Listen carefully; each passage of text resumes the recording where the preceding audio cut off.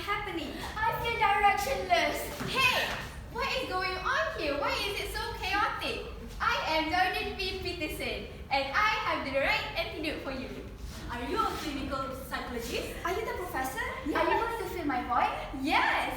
So today, I am here to explain about 4 out of 12 rules of life, and this is the antidote for all of you.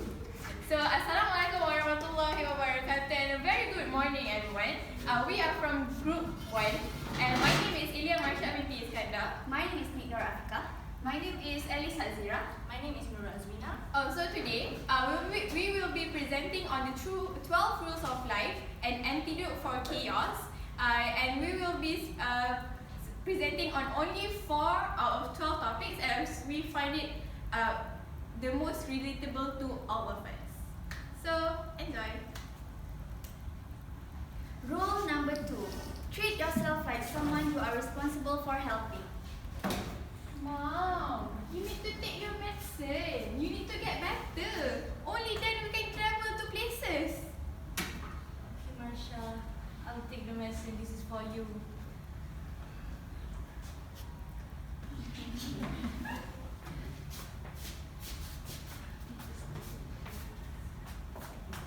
Marsya, why are you not taking your medicines? Do you know that it is important to take your medicine at the prescribed time?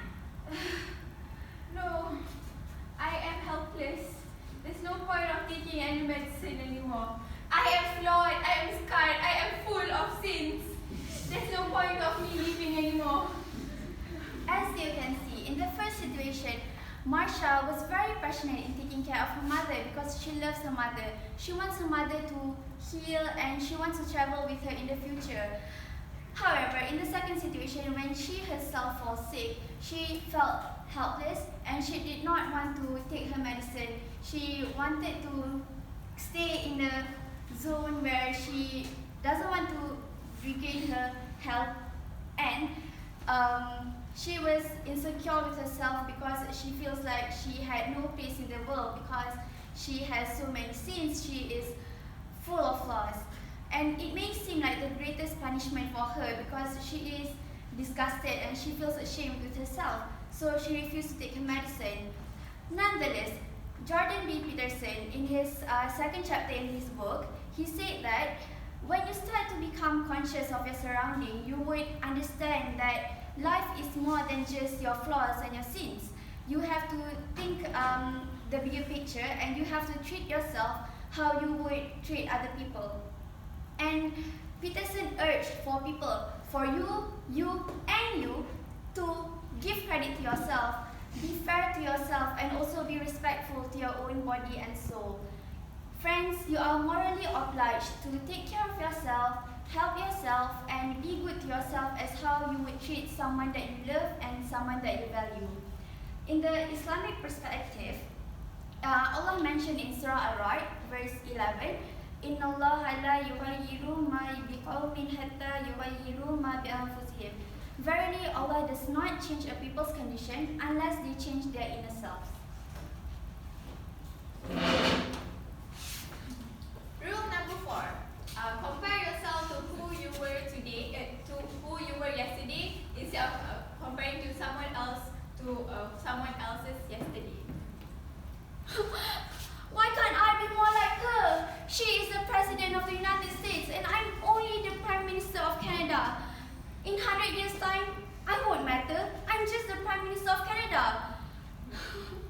Hey, why do you say so? You are important as well. Do not compare yourself to who someone is today, but instead you have to compare yourself to your past self. So, I will give you 3 steps for self-empowerment.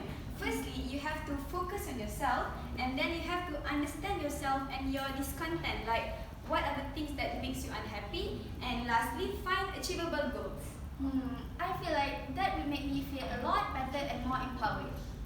So Jordan B. Peterson, in his 4th rule, urged us to actually compare ourselves to our past self instead of someone else's present. So, in this era of mass media and technology, we can see that everyone is slightly better than us in other things. For example, Effie, as the Prime Minister of Canada, compared herself as to the President of the United States.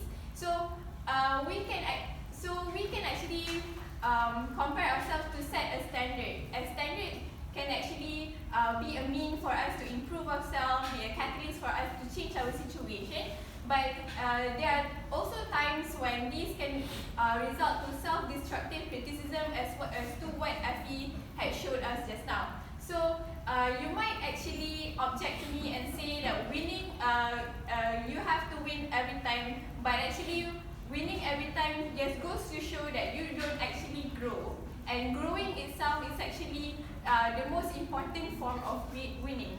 So Effie also did mention that in 100 years' time, she, as the President of Canada, won't matter anymore. So anyone can pick a specific time frame for something to not matter. For example, we might say that SPM is just a phase. It is not important, but back then it was important. So to see things in this, to set a specific time frame is actually an easy way to look at life when life is actually complex. So there are 3 rules of self-empowerment, which is to work on your goals. When you compare yourself to others, you're actually undervaluing what you have and overvaluing what others have. You should focus on yourself. So secondly is to drill your discontent and actually understanding yourself. So you have to actually know what you really want and fix the little things instead of trying to fix the big things that you cannot fix. So you have to actually fix the things that matter. And lastly is to actually find an achievable goal. You have to aim big, but you have to start small. So because the small things will matter later on. Through the Islamic perspective, it was narrated by Umar Al-Khattab, whereby he said that whatever that is destined for you, it will reach you even though it is underneath 2 mountains. So do not compare yourself to other people, but instead focus on you. Okay. Because you are your greatest enemy. Okay, next rule is rule 5. Do not let your children do anything that makes you dislike them. How's your day today at work, my dear? Well, my day was good. My meeting went very well. Oh, I'm so happy to listen to that. How are you, Marsya? How's school? Have you done your homework? Marsha, your mother is talking to you. Why are you only playing your phone and ignoring us? Look at your child. That is your child.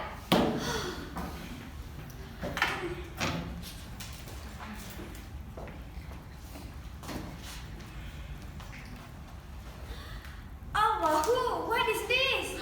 Look at your child. What is this, Marsha? Where did we go wrong? I once listened to a talk and the speaker said things like, Assalamualaikum.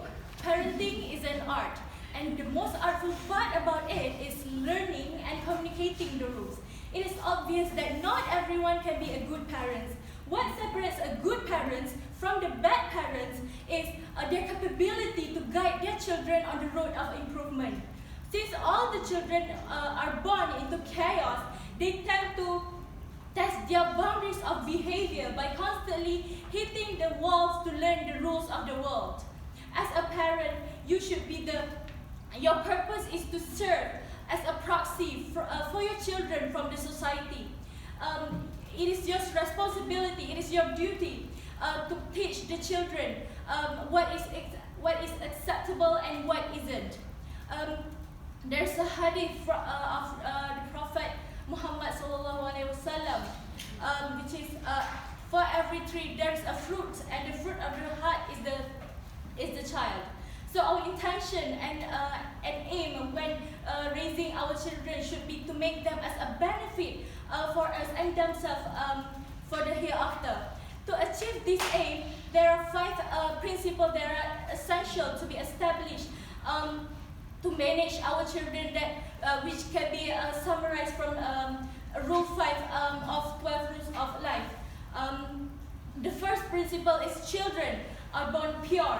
Second is parents are born have a responsibility to lead and guide their children.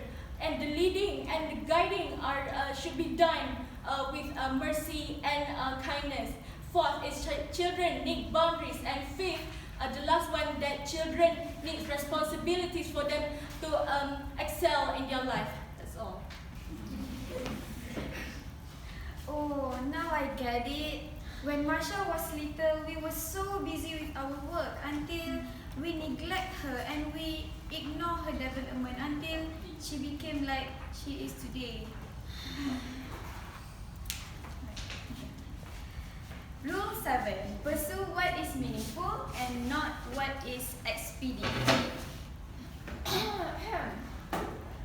Effie, I am so stressed. I never get an A for this subject. I've worked so hard. It's okay, Marsya. We can do this together. I know. Next time, to get an A, I will cheat.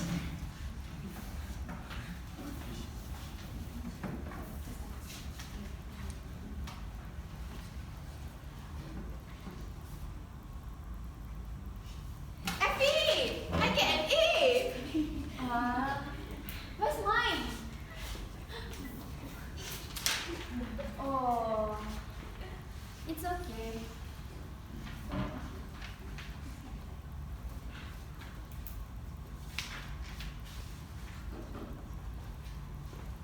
Excuse me, Marsya, what are you doing? You know that this cheating is an offense. Follow me. Follow me to the dean office. I know you will get a smell from this university. Come here. I'm not cheating.